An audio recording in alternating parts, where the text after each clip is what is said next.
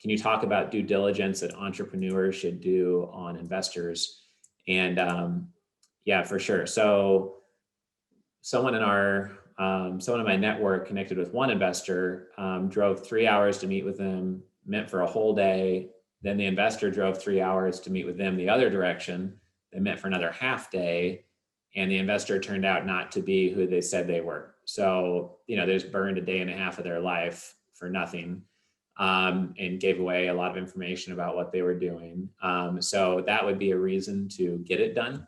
And the type of due diligence would be at least a basic report on maybe real estate assets or LLCs in their name in the states where they reside, checking ownership of companies or checking criminal records, checking for lawsuits and litigation issues with that investor. So it just depends on how much they're investing, on how deep of due diligence you want to do.